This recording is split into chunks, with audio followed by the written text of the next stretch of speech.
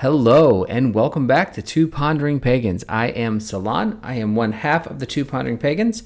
Rook is hopefully, despite multiple attempts, he's hopefully going to join me one day doing tarot, or at least start doing some of his own. But anyway, today we are going to get into a weekly tarot using the Forest of Enchantments and a new deck, the Angels and Ancestors Oracle, right now.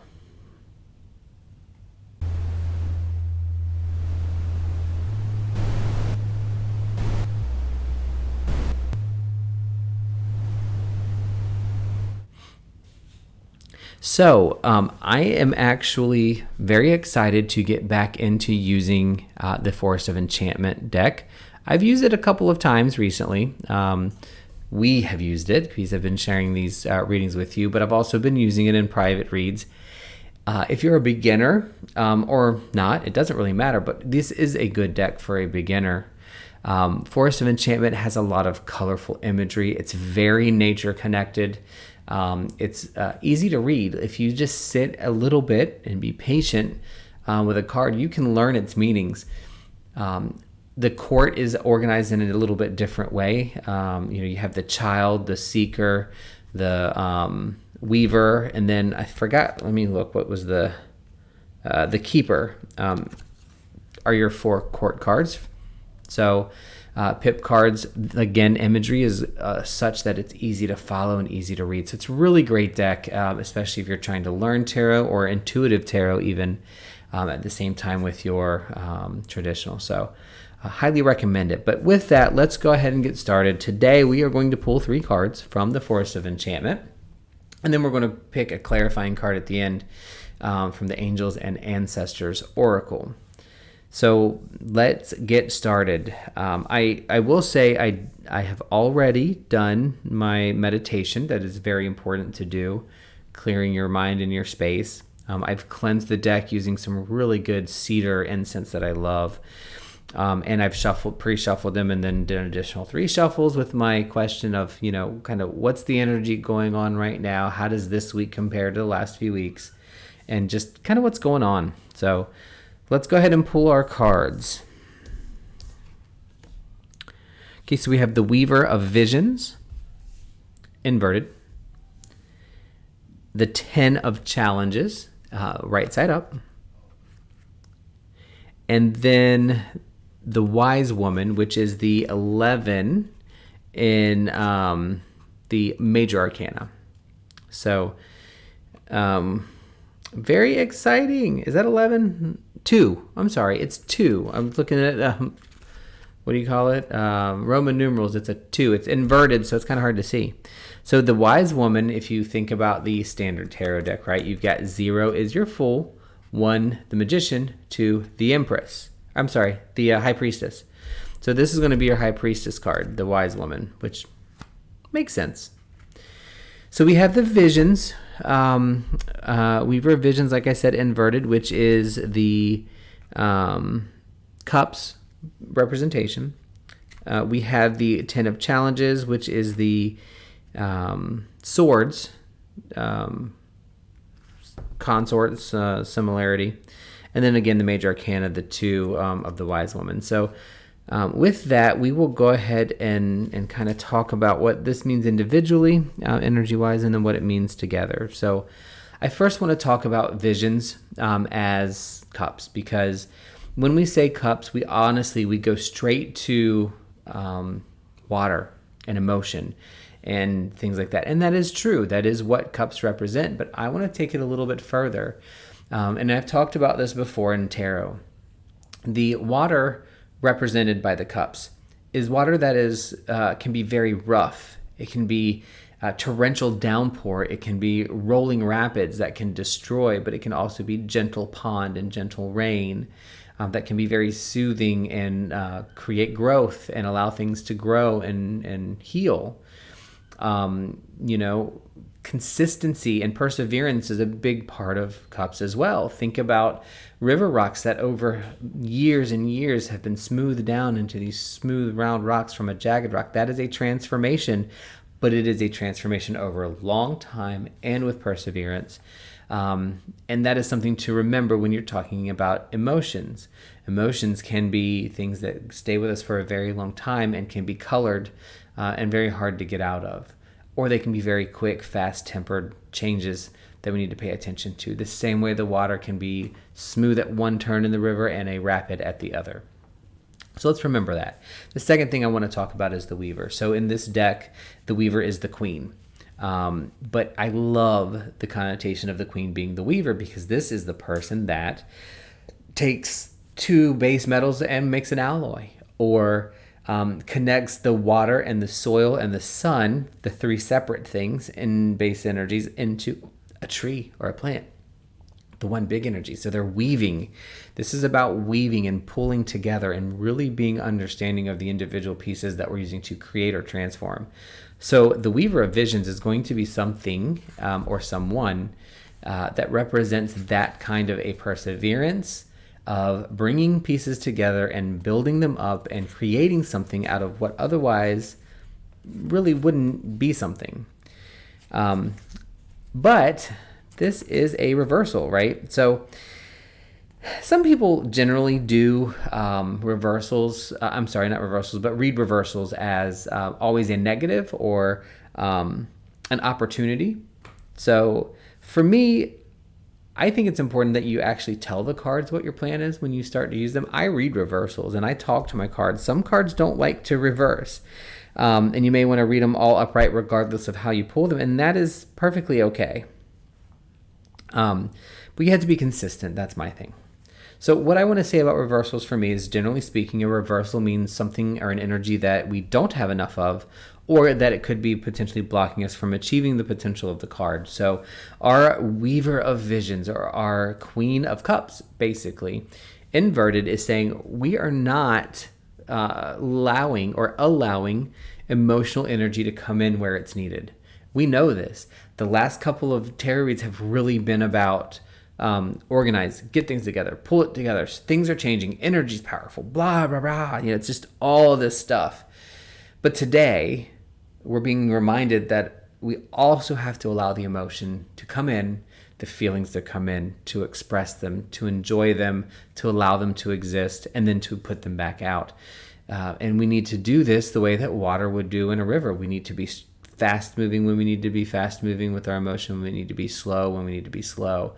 But the inversion of this Weaver of Visions is telling us to allow the emotion to come in and pull it in, but allow it to be wise emotion, a queen emotion of cups. It is not a over emotion. It is just allowing it in. So we need to do that.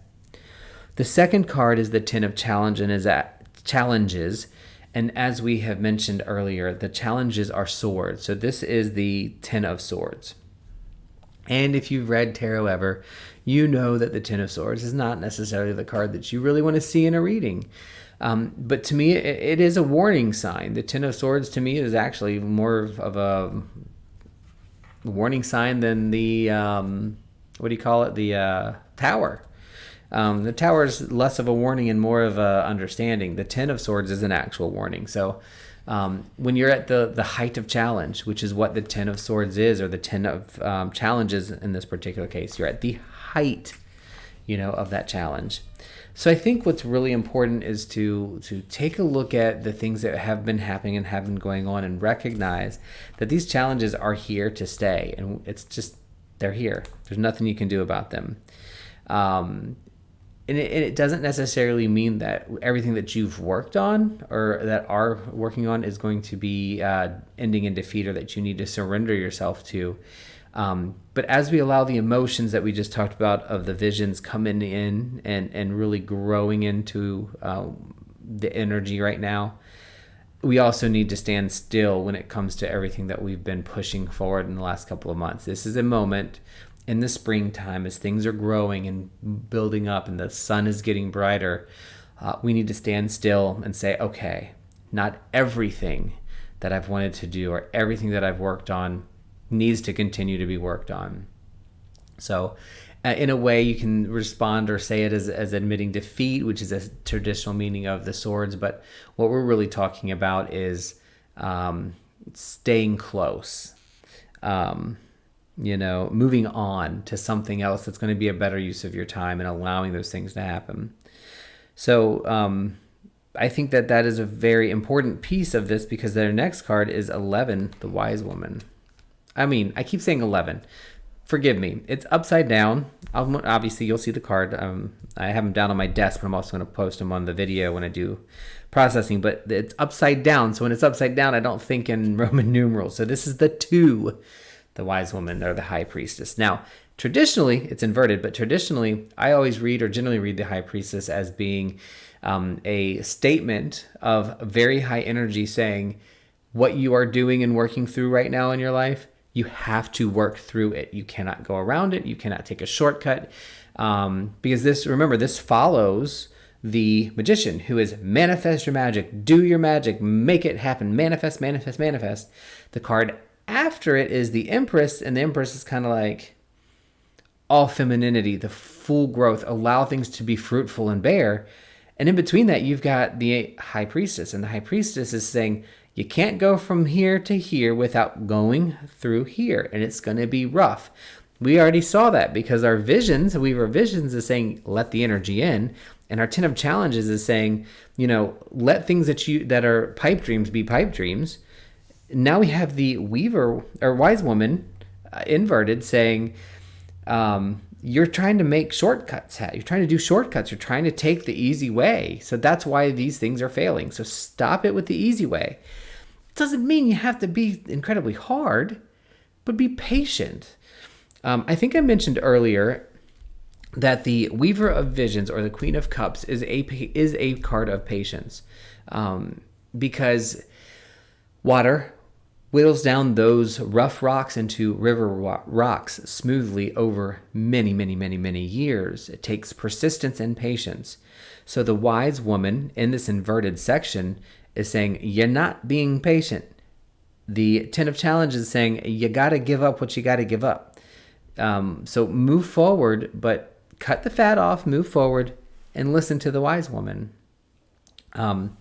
Mostly because she's inverted, I really feel like she wants us to take a step back, and maybe even plan out what we're doing a little bit better. A very good example, I know some of you, hopefully, that are watching this are part of our tribe in our local area. We keep talking about getting together and doing stuff, and it's been very difficult. Some things are happening. It's hard to get everybody together, but we're still doing it. Still making those plans and allowing the plans to happen. And that's what the Wise Woman says. That's what the High Priestess says. She's like, step by step, take it, go through the process. Something that's going to happen along the way is just as important, if not more, than the end result. And I truly believe that is where we are at. So let's do a really quick overview before we pull our Ancestor Oracle card. We have the Weaver of Visions inverted, telling us to allow emotion to come back into our lives and allow us to feel and process the emotion, because we've been so hyper-focused on other things. We've not allowed emotion to really come in and to feel it and to reconnect it back. The 10 of Challenges is telling us at the same time that we need to cut those things that are pipe dreams and stop spending time on them that we truly know in our hearts that we're not going to be able to do. Surrender them.